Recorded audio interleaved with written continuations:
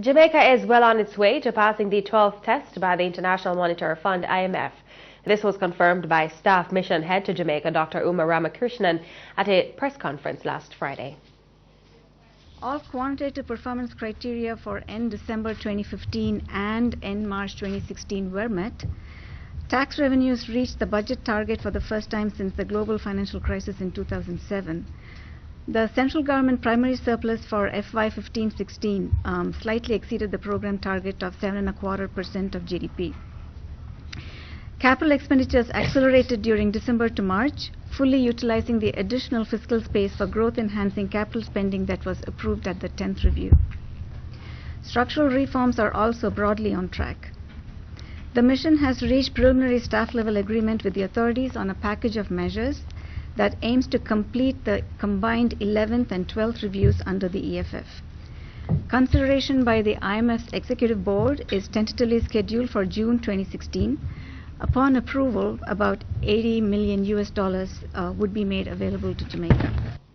When asked by reporters if the IMF is pleased with the boldness of the 2016-2017 budget estimates, this was Dr. Ramakrishnan's response. The IMF, when we relaxed the program targets at the 10th review in December of 2015, we had relaxed the primary surplus target for fiscal year 15-16 to 7.25% of GDP, and for fiscal year 16-17, the current fiscal year, to 7% of GDP. And it is in that context that the current budget has been set up. You will notice that the primary surplus target remains 7% of GDP, which is the resource envelope that has been agreed between the IMF and the government for the current fiscal year.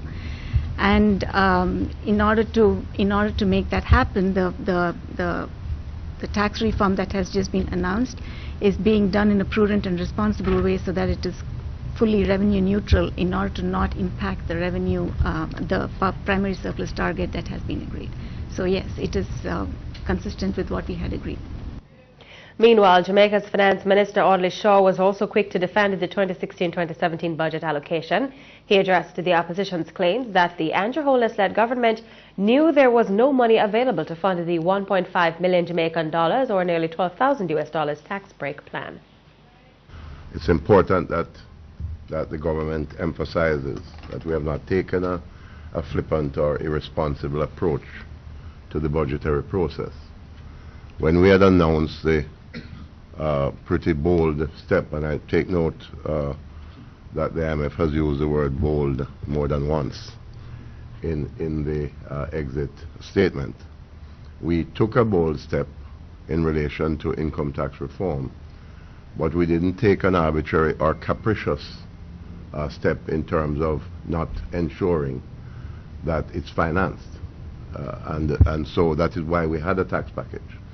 And because of the statements of the Prime Minister, the former Prime Minister and the former Finance Minister during this week in the budget debate, I think it is important that I emphasize that when we had initially announced the program, we announced a particular window for financing.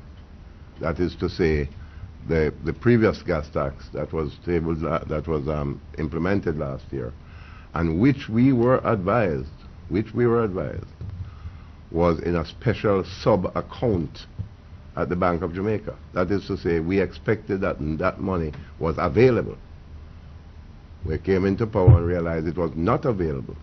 But we didn't take an arbitrary or flippant approach and say, no, we are continuing to pursue the reform. We're going to implement the 1.5, but we won't have to increase taxes. No, that had to change.